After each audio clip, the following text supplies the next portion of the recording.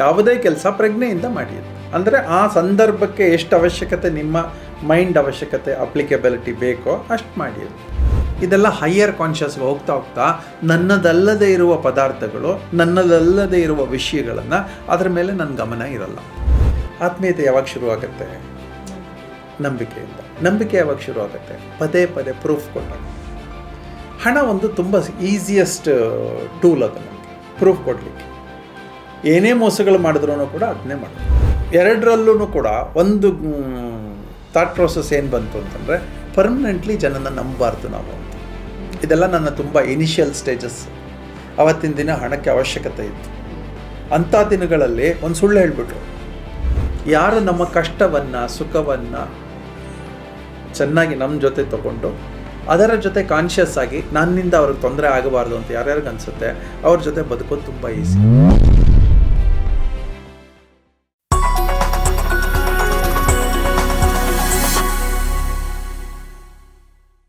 ನಮಸ್ಕಾರ, welcome to GSS ಮಾಧ್ಯಮ. ನನ್ನ ಜೊತೆಗೆ ಯೋಗಾತ್ಮ ಶ್ರೀಹರಿ ಸರ್ ಇದ್ದಾರೆ. ನಮಸ್ಕಾರ, ಹೇಗಿದ್ದೀರಾ? ನಾವು ಕಾನ್ಷಿಯಸ್ ಲಿವಿಂಗ್ ಬಗ್ಗೆ 2 ಎಪಿಸೋಡ್ ಮಾಡಿದ್ವಿ, ಸೀರೀಸ್ ಮಾಡಿದ್ವಿ. That was very well accepted and ಎಷ್ಟೊಂದು ಜನ ಅದನ್ನ ಇಂಪ್ಲಿಮೆಂಟ್ ಮಾಡ್ಕೊಳ್ಳೋಕ್ಕೂ ತುಂಬ ಸುಲಭ ಆಯಿತು. ಪ್ರತಿನಿತ್ಯದ್ದು ನೀವು ಹೇಳಿದ್ದು ಅಂತ ಅಕ್ನಾಲೆಜ್ ಮಾಡಿದ್ದಾರೆ ಕಾಮೆಂಟ್ ಸೆಕ್ಷನಲ್ಲಿ. That is very much liked by our audience. ಇನ್ನೊಂದೆರಡು ಕೇಸ್ ಸ್ಟಡೀಸ್ ಹೇಳಬಹುದಾ ಕಾನ್ಷಿಯಸ್ ಲಿವಿಂಗ್ ಬಗ್ಗೆ? ಎಷ್ಟು ಇಂಪಾರ್ಟೆಂಟ್ ಅದು ಅಂತ ಒಂದು ಗ್ಲಿಂಪ್ಸ್ ಸಿಕ್ಕಿದಂಗೆ ಆಯಿತು. ಅಂದರೆ ನಾವು ಹೆಂಗೆ ಬದುಕ್ತಾ ಇದ್ದೀವಿ, ಬಟ್ ಏನೋ ಸರಿಗಿಲ್ಲ, ಎಷ್ಟೊಂದು ವಿಷಯ ಸರಿಗಿಲ್ಲ ಅಲ್ವಾ ಅಂತ ತಿಳಿತು. So some more of it. ಮೆಟ್ಲು ಇಳ್ಕೊಂಡು ಹೋಗ್ತಾ ಇದ್ದೀರಿ, ಓಕೆ, ಫೋನು ಇಟ್ಕೊಂಡು ನೋಡ್ಕೊಂಡು ಹೋಗ್ತಾ ಇದ್ದೀರಿ, ಬಿದ್ರಿ. ಅದು ಕಾನ್ಷಿಯಸ್ ಲಿವಿಂಗಾ ಅಲ್ವಾ? ಅಲ್ಲ. ಕಾನ್ಷಿಯಸ್ ಲಿವಿಂಗ್ ಅಂದರೆ ಏನು? ಮೆಟ್ಲು ನಡ್ಕೊಂಡು ಹೋಗ್ತಾ ಇರಬೇಕಾದ್ರೆ, ಇಳ್ಕೊಂಡು ಹೋಗ್ತಾ ಇರಬೇಕಾದ್ರೆ ಅಥವಾ ಹತ್ಕೊಂಡು ಹೋಗ್ತಾ ಇರಬೇಕಾದ್ರೆ ಮೆಟ್ಲ ಮೇಲೆ ಗಮನ ಇರಬೇಕು. ನಮ್ಮ ಗಮನ ಎಲ್ಲಿದೆ? ಫೋನ್ ಮೇಲಿದೆ. ಬಿದ್ದೇ ಬೀಳ್ತೀವಿ. ಅನ್ಕಾನ್ಷಿಯಸ್ ಅಂದರೆ ಪ್ರಜ್ಞೆ ಇಲ್ಲದೆ ಇರುವ ನಡವಳಿಕೆಗಳು ಅಂತ ಅಲ್ವಾ? ಒಂದು ಡೆಫಿನೆಟ್ ಇದು ಎಲ್ರಿಗೂ ಅನುಭವನೂ ಆಗಿರುತ್ತೆ. ಅಡುಗೆ ಮಾಡ್ತಾ ಇರ್ತೀವಿ, ಅಡುಗೆ ಮಾಡ್ತಾ ಇರಬೇಕಾದ್ರೆ ಫೋನ್ ನೋಡ್ಕೊಂಡು ಮಾಡ್ತಾ ಇರ್ತೀವಿ, ಫೋನಲ್ಲಿ ಮಾತಾಡ್ಕೊಂಡು ಮಾಡ್ತಾ ಇರ್ತೀವಿ, ಉಪ್ಪು ಜಾಸ್ತಿ ಹಾಕಿರ್ತೀವಿ. ಅದೇನದು? Unconscious living. ಕಾನ್ಷಿಯಸ್ ಲಿವಿಂಗ್ ಅಂದರೆ ಏನು? ಅಲ್ಲಿ ಆ ಕ್ಷಣದಲ್ಲಿ ಪ್ರಜ್ಞೆಯಿಂದ ಅಡುಗೆ ಮಾಡುವಂತಷ್ಟೇ. ಯಾವುದೇ ಕೆಲಸ ಪ್ರಜ್ಞೆಯಿಂದ ಮಾಡಿ. ಅಂದರೆ ಆ ಸಂದರ್ಭಕ್ಕೆ ಎಷ್ಟು ಅವಶ್ಯಕತೆ ನಿಮ್ಮ ಮೈಂಡ್ ಅವಶ್ಯಕತೆ ಅಪ್ಲಿಕಬಿಲಿಟಿ ಬೇಕೋ ಅಷ್ಟು ಮಾಡಿ. ಇದು ರೆಗ್ಯುಲರ್ ವಾತಾವರಣಗಳಲ್ಲಿ ಬೆಳಗ್ಗೆಯಿಂದ ಸಂಜೆವರೆಗೂ ಈ ಥರ 100 ಸಿಗುತ್ತೆ. ಗಾಡಿ ಓಡಿಸ್ತಾ ಇದ್ದೀವಿ, ಏನೋ ಯೋಚನೆ ಮಾಡ್ತಾ ಇದ್ವಿ, ಫೋನಲ್ಲೂ ಮಾತಾಡ್ಕೊಂಡು ಹೋಗ್ತಾ ಇದ್ದೀವಿ, ಆಕ್ಸಿಡೆಂಟ್ ಆಯಿತು ಅಥವಾ ಸಿಗ್ನಲ್ ಕ್ರಾಸ್ ಆಯಿತು, ಫೈನ್ ಬಿತ್ತು ಅಥವಾ ಯಾರೋ ಬಿದ್ದ, ನೆಗೆದು ಬಿದ್ದ, ಎಲ್ಲ ಆಗುತ್ತೆ. ಅನ್ಕಾನ್ಷಿಯಸ್ ಲಿವಿಂಗ್ ಅಂದರೆ ಪ್ರೆಸೆಂಟಲ್ಲಿ ಇಲ್ಲದೇ ಇರುವಿಕೆ ಅಂತ. ಇದಕ್ಕಿಂತ ಹೈಯರ್ ಕಾನ್ಷಿಯಸ್ ಲಿವಿಂಗ್ ಇದೆ. ಈಗ ನೀವು ಗಾಡೀಲಿ ಹೋಗ್ತಾ ಇದ್ದೀರಿ, ನೀವು, ನಿಮ್ಮ ಮಗ, ಇನ್ಯಾರೋ ಒಂದು 2-3 ಜನ ಚಿಕ್ಕ ಚಿಕ್ಕ ಮಕ್ಕಳನ್ನ ಕರ್ಕೊಂಡು ಹೋಗ್ತಾ ಇದ್ದೀರಿ. 100 ರೂಪಾಯಿ ನೋಟ್ ಬಿದ್ದಿದೆ, ತಗೋತೀವ ತಗೊಳಲ್ವ? ಯೂಶಲಿ ತಗೊಳ್ತೀವಿ. ಅದು ನಮ್ದಲ್ಲ. 100 ರೂಪಾಯಿ ತಗೊಂಡ್ವಿ, ಆ 100 ರೂಪಾಯಿ ಏನು ಮಾಡಿದ್ವಿ? ನೆಕ್ಸ್ಟು ನಾರ್ಮಲಿ ನಾವೇ ಇಟ್ಕೊಳ್ತೀವಿ, ಖರ್ಚು ಮಾಡ್ತೀವಿ. ಆವಾಗ ಅವತ್ತಿನ ದಿನ ಧಾರಾಳವಾಗಿ ಖರ್ಚು ಮಾಡ್ತೀವಿ, ಆ 100 ರೂಪಾಯಿ ಮುಗಿಯುವಷ್ಟು. ಹೌದಾ? ಇದು ಅನ್ಕಾನ್ಷಿಯಸ್ ಲಿವಿಂಗ್ ಅಂತ, ಅಥವಾ ಲೆಸ್ ಕಾನ್ಷಿಯಸ್ ಲಿವಿಂಗ್ ಅಂತ. ನಂದಲ್ಲಪ್ಪ, ಅದು ತಗೊಂಡಿದ್ದೀನಿ, ಇನ್ಯಾರಿಗೋ ದಾನ ಮಾಡ್ಬೋದಾಗಿತ್ತು, ಇನ್ಯಾವುದೋ ಒಬ್ಬನಿಗೆ ಅವಶ್ಯಕತೆ ಇತ್ತು, ನಂದಲ್ಲ, ನಾನೊಬ್ಬ ಮೀಡಿಯೇಟ್ರ್ ಅಷ್ಟೇ, ನನಗೆ ಸಿಕ್ತು 100 ರೂಪಾಯಿ ಸಿಕ್ತು. 100 ರೂಪಾಯಿ ತಗೊಂಡು ನಾನು ಯಾರಿಗೋ ಕೊಟ್ಬಿಟ್ಟಿದ್ದಿದ್ರೆ, ಅಥವಾ ಯಾವುದೋ 8-10 ಜನನ ಸೇರಿಸಿ ತಿಂಡಿ ಕೊಡಿಸಿ ಅಥವಾ ಕಾಫಿ ಕೊಡಿಸಿ ಆ ಬಿಲ್ ನಾನೇ ಕೊಟ್ಬಿಟ್ಟಿದ್ದಿದ್ರೆ ಅದು ಸಮಾಧಾನ. ನಾವು ಹಾಗೆ ಮಾಡಲ್ಲ.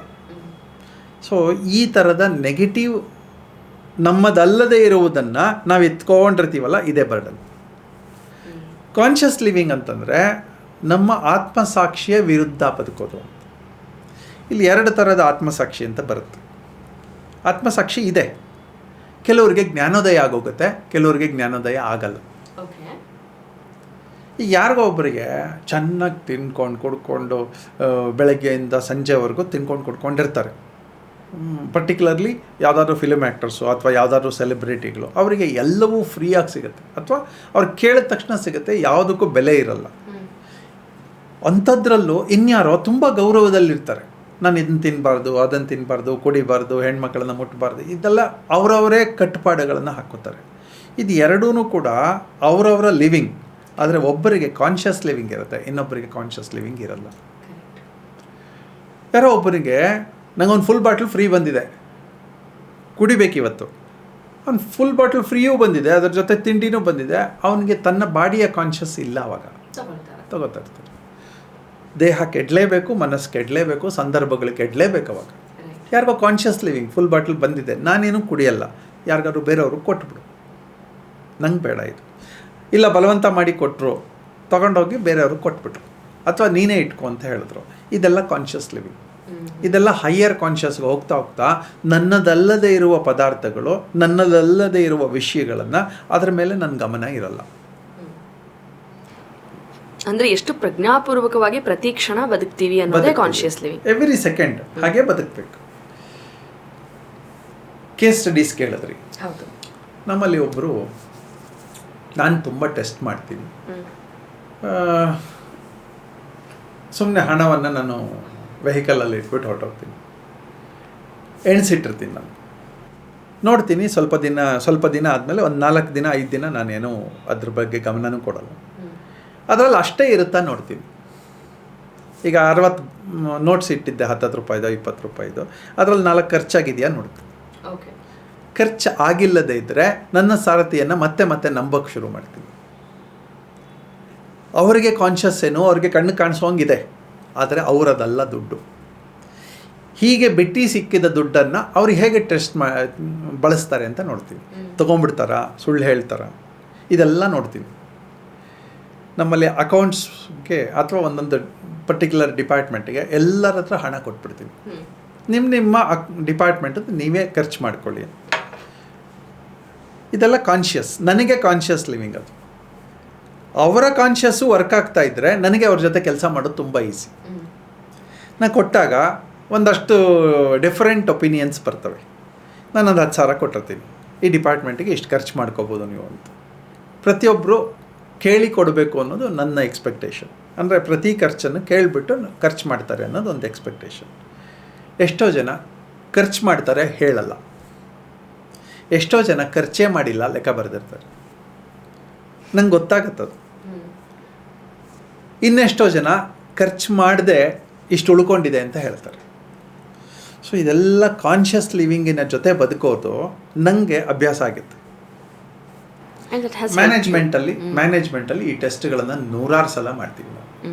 ಈಗ ನಿನ್ನೆ ನಾನು ಕಾರಲ್ಲಿ ದುಡ್ಡು ಬೆಳೆಸ್ಕೊಂಡಿದ್ದೆ, ನಿನ್ನೆ ಎತ್ತಿಲ್ಲ, ಇವತ್ತು ಎತ್ತಲ್ಲ ಅಂತನಾ? ಪ್ರತಿನಿತ್ಯ ಟೆಸ್ಟ್. ನಾವು ಹೀಗೆ ನಡ್ಕೊಂಡಿರ್ತೀವಿ. ಸೊ ಈ ಟೆಸ್ಟ್ಗಳಲ್ಲಿ ಒಂದು ಟೆಸ್ಟು, ನಾನೊಬ್ಬರಿಗೆ ಹಣ ಕೊಟ್ಟಿದ್ದೆ. ಅವ್ರಿಗೇನೋ ಸಮಸ್ಯೆ ಇತ್ತು, ಹಣ ಕೊಟ್ಟಿದ್ದೆ. 6 ತಿಂಗಳು 7 ತಿಂಗಳು ಆಯಿತು. ಒಂದಿನ ನನಗೆ ಹಣ ವಾಪಸ್ ಬಂತು, ನನ್ನ ಅಕೌಂಟಿಗೆ ಹಾಕಿದ್ರು. ಯಾವುದಿತ್ತು ಅಂತ ಮರ್ತೋಗಿದ್ದೆ ನಾನು. ನೀವು ಅವತ್ತು ಕೊಟ್ಟಿದ್ರಲ್ಲ, ನನ್ನ ಕೈಲಿ ಕೊಡೋಕ್ಕಾಗಲಿಲ್ಲ ಅಂತ ಹೇಳಿ ವಾಪಸ್ ಕೊಟ್ಟರು. ನಂಗೆ ತಕ್ಷಣ ಅವ್ರನ್ನ ಇನ್ನೊಂದಷ್ಟು ನಂಬಬಹುದು ಅಂತ ಅನ್ನಿಸ್ತು.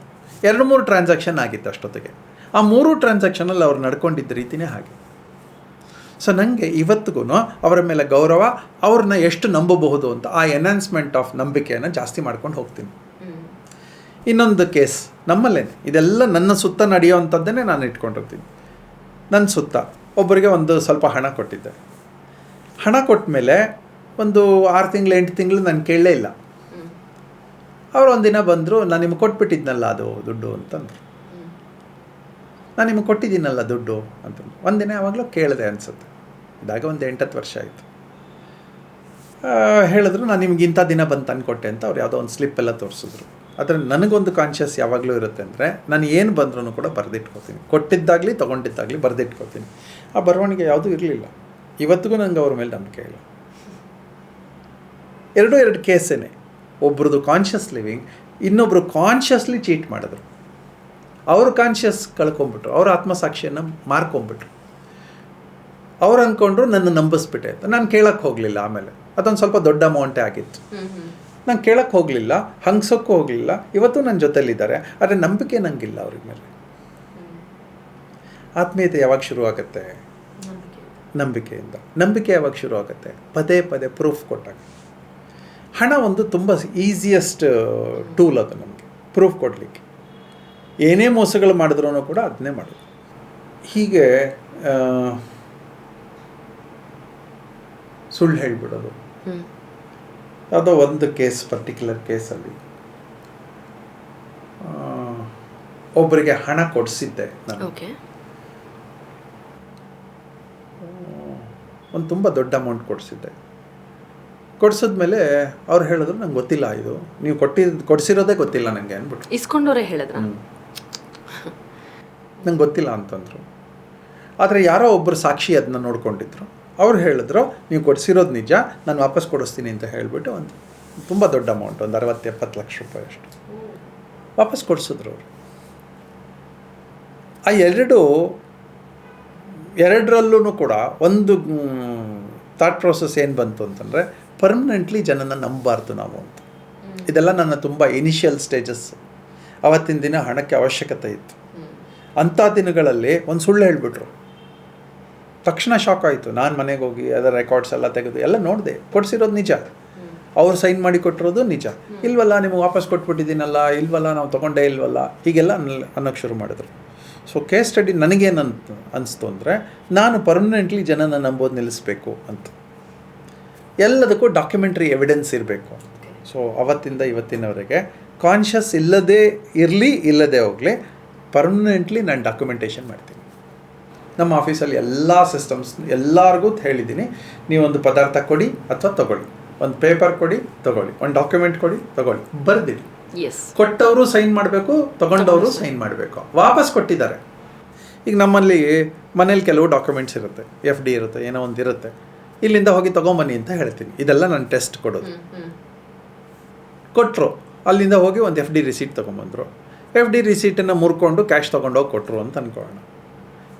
ಈ ಎರಡಕ್ಕೆ ಸಿಗ್ನೇಚರ್ ಇಲ್ಲದೆ ಇದ್ದರೆ ಏನಾಗುತ್ತೆ ಅಂತ ನಮ್ಮ ಮನೆಯವ್ರು ಹೇಳ್ತಾರೆ, ನೀ ಯಾವತ್ತು ಕೊಟ್ಟು 1 ವರ್ಷ ಆದಮೇಲೆ ನಮ್ಗೆ ಲೆಕ್ಕಕ್ಕೆ ಬರುತ್ತೆ, ನೀ ಯಾವತ್ತು ಕೊಟ್ಟೆಯೋ ನಂಗೆ ಗೊತ್ತೇ ಇಲ್ಲ, ನೀ ಕೊಟ್ಟೇ ಇಲ್ಲ ಅಂದ್ಬಿಡ್ತಾರೆ. ಅಲ್ಲಿ ಕಾನ್ಷಿಯಸ್ ಇಲ್ಲವೇ ಇಲ್ಲ. ತೊಗೊಂಡಾಗಲೂ ಕಾನ್ಷಿಯಸ್ ಇಲ್ಲ, ಕೊಟ್ಟಾಗಲೂ ಕಾನ್ಷಿಯಸ್ ಇಲ್ಲ, ಇಬ್ರಿಗೂ ಇಲ್ಲ. ಇಬ್ಬರು ಅಪನಂಬಿಕೆಯಲ್ಲಿ ಫ್ರಿಕ್ಷನಲ್ಲೇ ಬದುಕ್ತಾರೆ. ಸೊ ಕಾನ್ಷಿಯಸ್ ಲಿವಿಂಗ್ ಬರಬೇಕಂದ್ರೆ ಪದೇ ಪದೇ ಡಾಕ್ಯುಮೆಂಟೇಷನ್ ಆಗಬೇಕು, ಪರ್ಟಿಕ್ಯುಲರ್ಲಿ ವ್ಯವಹಾರಗಳಲ್ಲಿರೋರು. ನಾನು ಮೊದಲು ಹೇಳಿದ್ನಲ್ಲ, ನಾನು ದುಡ್ಡು ಕೊಟ್ಟಾಗ ಕ್ಯಾಶಲ್ಲಿ ಕೊಟ್ಟಿದ್ದೆ. ಆದರೂ ನಂಗೆ ಲೆಕ್ಕ ಇರಲಿಲ್ಲಪ್ಪ. ಅವ್ರು ಕೊಡದೇ ಇದ್ದಿದ್ದರೆ ನನಗೇನು ವಾಪಸ್ ನೆನಪು ಇರ್ತಾ ಇರಲಿಲ್ಲ, ಬಹುಶಃ ಮರ್ತೋಗ್ತಾಯಿದ್ದೆ. ಆದರೆ ಅವ್ರು ವಾಪಸ್ ನೆನಪಿಸ್ಕೊಂಡು ಕೊಟ್ಟರಲ್ಲ, that is conscious of the highest order ಅಂತ. ಇನ್ಯಾರೋ ಕಾನ್ಷಿಯಸ್ಲಿ ನಂಗೆ ಚೀಟ್ ಮಾಡಿದ್ರಲ್ಲ, that is also conscious of the highest order. ಅವರ ಕಾನ್ಷಿಯಸ್ಸು ನನ್ನನ್ನು ಚೀಟ್ ಮಾಡೋದಂಥದ್ದೇ ಇತ್ತು. ಅವ್ರು ಮರ್ತು ಬಿಟ್ಟಿರ್ತಾರೆ, ಅವ್ರಿಗೆ ಗೊತ್ತಿರಲ್ಲ ಅಂತ. 10 ವರ್ಷ ಆಯಿತು, ಇವತ್ತು ಕೇಳಿಲ್ಲ, ಆದರೆ ನೆನಪಿದೆ, ಕೊಟ್ಟಿಲ್ಲ, ಹಿಂಗಾಯಿತು ಅನ್ನೋದು ನೆನಪಿರುತ್ತೆ. ಯಾರೋ ಒಬ್ಬನ ಸ್ನೇಹಿತನ ಮದುವೆಗೆ ನನ್ನ ಚೀಟಿ ಕಟ್ತಾ ಇದ್ದ ದುಡ್ಡನ್ನು ಕೊಟ್ಟೆ. ಇದಾಗಿ 35 ವರ್ಷ ಆಗೋಯ್ತು. ಈಗ 35 ವರ್ಷ ಆ ಚೀಟಿ ದುಡ್ಡು ಕೊಡಲೇ ಇಲ್ಲ ಅವನು ವಾಪಸ್. ನಂಗೆ ಅವತ್ತು ಒಂದು 25-30 ಸಾವಿರ ರೂಪಾಯಿ ಕೊಡಲೇ ಇಲ್ಲ. ನಂಗೆ ಇವತ್ತಿಗೂ ಅವ್ರ ಮೇಲೆ ಗೌರವ ಇಲ್ಲ. ಫ್ರೆಂಡ್ ಅಷ್ಟೇ, ಗೌರವ ಇಲ್ಲ. ಅವತ್ತು ಕೊಡ್ಬೋದಾಗಿತ್ತು. ಇನ್ನೊಬ್ಬರು ಸ್ನೇಹಿತರು ಯಾವುದೋ ಒಂದು ಟ್ರಾನ್ಸಾಕ್ಷನ್ಗೆ ಅಂತ ಒಂದು 5 ಲಕ್ಷ ರೂಪಾಯಿ ಕೊಟ್ಟೆ. 5 ಲಕ್ಷ ರೂಪಾಯಿಯನ್ನು ಅವರು ಯಾರೋ ಮೋಸ ಮಾಡಿಬಿಟ್ರು ನನಗೆ ಅಂತ ಹೇಳಿದ್ರು. ಸರಿ, ಅದಾದಮೇಲಾದರೂ 1 ವರ್ಷ ಆದಮೇಲೆ 2 ವರ್ಷ ಆದಮೇಲೆ ವಾಪಸ್ ಕೊಡ್ತಾರೆ ಅಂತ ಅಂದ್ಕೊಂಡೆ. ಇವತ್ತಿನವರೆಗೂ ನಂಗೆ ವಾಪಸ್ಸೇ ಕೊಟ್ಟಿಲ್ಲ. ಚೆನ್ನಾಗಿಲ್ವ ಅವರು ಅಂದರೆ ಚೆನ್ನಾಗಿದ್ದಾರೆ. ಹಣ ಇದೆಯಾ ಅಂದರೆ ಇದೆ ಅವ್ರ ಹತ್ರ, ಆದರೆ ಕೊಡಬೇಕು ಅಂತ ಅನ್ನಿಸ್ಲಿಲ್ಲ. ಸೊ ಅವ್ರ ಜೊತೆ ನಾನು ವ್ಯವಹಾರ ಮಾಡಲಿಕ್ಕಾಗತ್ತಾ? ಸೊ ಯಾರ ಜೊತೆ ನಾವು ಸೋಲ್ಮೇಟ್ಸ್ ಅಂತೀವಿ ಅಂದರೆ, ಯಾರು ನಮ್ಮ ಕಷ್ಟವನ್ನು ಸುಖವನ್ನು ಚೆನ್ನಾಗಿ ನಮ್ಮ ಜೊತೆ ತಗೊಂಡು ಅದರ ಜೊತೆ ಕಾನ್ಷಿಯಸ್ ಆಗಿ ನನ್ನಿಂದ ಅವ್ರಿಗೆ ತೊಂದರೆ ಆಗಬಾರ್ದು ಅಂತ ಯಾರ್ಯಾರಿಗೆ ಅನಿಸುತ್ತೆ, ಅವ್ರ ಜೊತೆ ಬದುಕೋದು ತುಂಬ ಈಸಿ. ಹೀಗೆ ಐಡೆಂಟಿಫೈ ಮಾಡ್ಕೊಂಡು ಹೋಗಬೇಕು. ಕಾನ್ಷಿಯಸ್ ಇರೋರು ಸೋಲ್ಮೇಟ್ಸ್. ಮೆಜಾರಿಟಿ ಕಾನ್ಷಿಯಸ್ ಇರೋರು ಅವರು ಕಟುವಾಗಿರ್ತಾರೆ, ಆದರೆ ಅವ್ರು ಸೋಲ್ಮೇಟ್ಸ್ ಆಗ್ತಾರೆ. ಕಟುವಾಗಿರ್ತಾರೆ. ನನ್ನ ಹತ್ರ ನೀನು ಕೊಡಬೇಡ, ನನ್ನ ಕೈಲಿ ಮೇಂಟೈನ್ ಮಾಡೋಕ್ಕಾಗಲ್ಲ ಅಂತ ಹೇಳ್ತಾರೆ. ನನಗಿದ್ದು ಬರ್ಡನ್ಗಳನ್ನು ಮೇಂಟೈನ್ ಮಾಡೋಕ್ಕಾಗಲ್ಲ ಅಂತ ಯಾರು ಕಟುವಾಗಿ ಹೇಳ್ತಾರೆ, ಅವರು ಸೋಲ್ಮೇಟ್ಸ್. ಯಾರು ಕಷ್ಟವನ್ನು ಸುಖವನ್ನು ಈಕ್ವಲಿ ತೊಗೊಂಡು ಒಂದೇ ಒಂದು ಮಿಸ್ಯೂಸ್ ಮಾಡಲ್ಲ, ಅವರು ಸೋಲ್ಮೇಟ್ಸ್. ಅವರು ಕಾನ್ಷಿಯಸ್ ಇರೋರು, ಅವ್ರ ಜೊತೆ ಬದುಕಲಿಕ್ಕಾಗತ್ತೆ. ಸೊ ಮೆಸೇಜ್ ಏನಂತಂದರೆ, ಬೆಳಗ್ಗೆಯಿಂದ ಸಂಜೆವರೆಗೂ ನಾವು ಯಾರ್ಯಾರ ಜೊತೆನೂ ಬದುಕ್ತೀವಿ. ದುಡ್ಡು ಕೊಡ್ತೀವಿ ಕೊಡಲ್ಲ. ಕಂಡಕ್ಟರ್ ಹತ್ರ ಮೊದಲು ದುಡ್ಡು ಕೊಡ್ತಾ ಇದ್ವಿ, ಚಿಲ್ಲರೆ ಇರ್ತಾ ಇರಲಿಲ್ಲ ಅವನಿಗೆ, ವಾಪಸ್ ಹೋಗೋವಾಗ ತೊಗೊಳ್ಳಿ ಅಂತ ನಾವು ಮರ್ತೋಗ್ತಾ ಇದ್ವಿ. ನಾಳೆ ಬೆಳಗ್ಗೆ ಅವನು ಕಾನ್ಷಿಯಸ್ ಇದೆಯಾ ಅಂದರೆ ಕಾನ್ಷಿಯಸ್ ಇರೋರು ಅವ್ರು ವಾಪಸ್ ನಾಳೆ ಬೆಳಗ್ಗೆ ನೋಡಪ್ಪ ನಿನ್ನೆ ನೀನು ಮರ್ತಿದ್ದೆ ತಗೋ ಅಂತ ಹೇಳಿ ಕೊಡೋರು ಕಾನ್ಷಿಯಸ್ ಇರೋರು. ಆ ಕಂಡಕ್ಟ್ರನ್ನ 30 ವರ್ಷ 40 ವರ್ಷ ನೆನಪಿಟ್ಕೋತೀವಿ. ನೆನ್ನೆ ನಾನು ಮರ್ತೋದೆ, ಅವನು ಮರ್ತೋದ, ಏನಾಗುತ್ತೆ? ನಮಗೆ ಕಂಡಕ್ಟರ್ಗಳೆಲ್ಲ ಹೀಗೆ, ಡ್ರೈವರ್ಗಳೆಲ್ಲ ಹೀಗೆ ಬಂದ್ಬಿಡುತ್ತೆ. ಸೊ ನಮ್ಮ ಡ್ಯೂಟಿ ಏನಂತಂದರೆ ಕಾನ್ಷಿಯಸ್ಸನ್ನು ಜಾಸ್ತಿ ಮಾಡ್ಕೊಂಡು ಹೋಗೋದು ನಮ್ಮದು. ಎರಡನೇದು, ಇದೇ ರೀತಿಯ ಬದುಕನ್ನು ನಮ್ಮ ಸುತ್ತಮುತ್ತ ಇರೋರ ಜೊತೆ ಬದುಕಿಸೋದು. ಇನ್ನೊಂದು ಕಾನ್ಷಿಯಸ್ ಲಿವಿಂಗಿಗೆ 1-2 ಎಕ್ಸಾಂಪಲ್ಸ್ ಅಲ್ಲ, ಪ್ರತಿ ಕ್ಷಣ ಪ್ರತಿನಿತ್ಯ ಇಷ್ಟೆಷ್ಟೋ ನಡೀತಾ ಇರುತ್ತೆ ಆ ಥರದ್ದು. ನಿಮ್ಮ ಮನೆಗೆ ನಾನು ಬರ್ತೀನಿ, ಊಟ ಕೊಡ್ತೀರಿ, ಊಟ ಕೊಟ್ಮೇಲೆ ತಟ್ಟೆ ತೊಳೆಯೋ ಜವಾಬ್ದಾರಿ ಯಾರ್ದು? ನಂದಾಗಬೇಕು. That is called conscious living. Tea ಕೊಟ್ಟಿದ್ದೀರಿ, ಕಾಫಿ ಕೊಟ್ಟಿದ್ದೀರಿ, ಆ ಕಾಫಿ ಲೋಟವನ್ನು ತೊಳೆಯೋದಿದೆಯಲ್ಲ ಅದು ಕಾನ್ಷಿಯಸ್ ಲಿವಿಂಗ್. ಸಾಲ ಕೊಟ್ಟಿದ್ದೀವಿ, ವಾಪಸ್ ಕೊಡೋದಿದೆಯಲ್ಲ ಕಾನ್ಷಿಯಸ್ ಲಿವಿಂಗ್. ಸಾಲ ತೊಗೊಂಡಿದ್ದೀವಿ, ವಾಪಸ್ ಕೊಡೋವಂಥದ್ದಿದೆಯಲ್ಲ ಅದು ಕಾನ್ಷಿಯಸ್ ಲಿವಿಂಗ್. ಹೀಗೆ ಈ ಕಾನ್ಷಿಯಸ್ ಲಿವಿಂಗಿನ ಜನ ಜಾಸ್ತಿ ಆದಷ್ಟು ಅದೊಂದು ಪವರ್ ಸೆಂಟರ್ ಆಗುತ್ತೆ. ಅವರೆಲ್ಲ ಒಂದು ಟೀಮ್ ಆಗ್ತಾರೆ. ಕಾನ್ಷಿಯಸ್ ಲಿವಿಂಗ್ ಸ್ಪೋರ್ಟ್ಸಲ್ಲಿ ನೋಡ್ಬೋದು, ಕ್ರಿಕೆಟ್ ಟೀಮ್ಗಳಲ್ಲಿ ನೋಡ್ಬೋದು, ಒಬ್ಬರ ಮೇಲೆ ಇನ್ನೊಬ್ಬರು ಕಾನ್ಷಿಯಸ್ ತುಂಬ ಚೆನ್ನಾಗಿರುತ್ತೆ. ಇಂಡಿಪೆಂಡೆಂಟ್ ಇರಲ್ಲ, ಅವರು ಒಟ್ಟಿಗೆ ಟೀಮ್ ಆಗಿರ್ತಾರೆ. ಆ ಟೀಮಲ್ಲಿ ಎಲ್ರಿಗೂ ಒಂದೇ ಕಾನ್ಷಿಯಸ್ ಇರುತ್ತೆ, ನಾವು ಗೆಲ್ಲಬೇಕು ಅಂತ. ಆವಾಗ ಸಣ್ಣ ಸಣ್ಣ ಸ್ಯಾಕ್ರಿಫೈಸಸ್ ತುಂಬ ಆಗುತ್ತೆ. ಅವ್ನು ಚೆನ್ನಾಗಿ ಬೋಲ್ ಮಾಡಿಲ್ಲ, ಅವ್ನು ಕ್ಯಾಚ್ ಬಿಟ್ಬಿಟ್ಟ, ಇವನು ಹೊಡೆದಿಲ್ಲ, ಔಟ್ ಆಗಿಬಿಟ್ಟ ಬೇಗ, ಅವ್ನು ಔಟ್ ಆದರೂ ಪರವಾಗಿಲ್ಲ ನಾನಿದ್ದೀನಲ್ಲ ಅಂತ ಅನಿಸ್ಬೇಕು. ಅದೇ ಟೀಮ್ ವರ್ಕು ಮನೆಯಲ್ಲೂ ಆಗಬೇಕು, ಆಫೀಸಲ್ಲೂ ಆಗಬೇಕು. Team work. ಒಬ್ಬರಿಗೆ ಟೈಮ್ ಚೆನ್ನಾಗಿಲ್ಲ, ಇನ್ನೊಬ್ರಿಗೆ ಕೈ ಹಿಡಿಬೇಕು. ಆ ಕೈ ಹಿಡಿದೇ ಇದ್ದರೆ ಅದು ಕಾನ್ಷಿಯಸ್ ಲಿವಿಂಗ್ ಆಗಲ್ಲ. ಅವ್ರು ಯಾರೂ ಸೋಲ್ಮೇಟ್ಸ್ ಆಗಲಿಕ್ಕೆ ಸಾಧ್ಯ ಇಲ್ಲ. ಸೋಲ್ಮೇಟ್ಸ್ ಯಾವಾಗ ಆಗ್ತೀವಿ? ನಾವು ಕಷ್ಟದಲ್ಲಿ ಸುಖದಲ್ಲಿ ಒಟ್ಟೊಟ್ಟಿಗೆ ಬದುಕಿದಾಗ, ಬ್ಲೇಮ್ಗೆ ಮಾಡದೇ ಇದ್ದಾಗ. ಸೊ ಹೀಗೆ ಬದುಕು ಕಾನ್ಷಿಯಸ್ ಲಿವಿಂಗಿಗೆ ಬೇಕಾದಷ್ಟು ಉದಾಹರಣೆಗಳು ಸಿಗುತ್ತೆ. ನಮಗೆ ಅನ್ಸುತ್ತೆ ಯಾಕೆ ಹಿಂಗೆ ನಡ್ಕೊಂಡ್ರು ಇವರು, ನಿನ್ನೆ ಹೇಳಿದ್ದೆ ಒಂದು, ಇವತ್ತು ಮಾಡಿದ್ದೆ ಇನ್ನೊಂದು. ನಿನ್ನೆ ನಮಗೆ ನಂಬಿಸೋ ಹಾಗೆ ಹೇಳಿಬಿಟ್ರು, ಇವತ್ತು ಆ ನಂಬಿಕೆ ಉಳಿಸ್ಕೊಳ್ಳಿಲ್ವಲ್ಲ ಅಂತ. ಆ ನಂಬಿಕೆ ಉಳಿಸ್ತಾ ಹೋದಷ್ಟು ನಮ್ಮ ಸುತ್ತ ಜನ ಜಾಸ್ತಿ ಆಗ್ತಾ ಹೋಗ್ತಾರೆ, ನಮ್ಮ ಸುತ್ತ ಒಂದಷ್ಟು ನೆಗೆಟಿವಿಟಿಗಳು ಕಡಿಮೆ ಆಗ್ತಾರೆ. ವಂಡರ್ಫುಲ್. ಕಾನ್ಷಿಯಸ್ ಲಿವಿಂಗ್ ನೀವು ಹೇಳಿದ ಹಾಗೆ ಅದು ಒಂಥರ ಎಂಡ್ಲೆಸ್, ಅದು ಎಕ್ಸಾಂಪಲ್ಸ್ ಆಗಲಿ ಕೇಸ್ ಸ್ಟಡೀಸ್ ಆಗಲಿ ಅಂಥ ಒಂದು ಸ್ಟ್ರಾಂಗ್ ಟಾಪಿಕ್ ಅದು. Thank you so much. Thank you.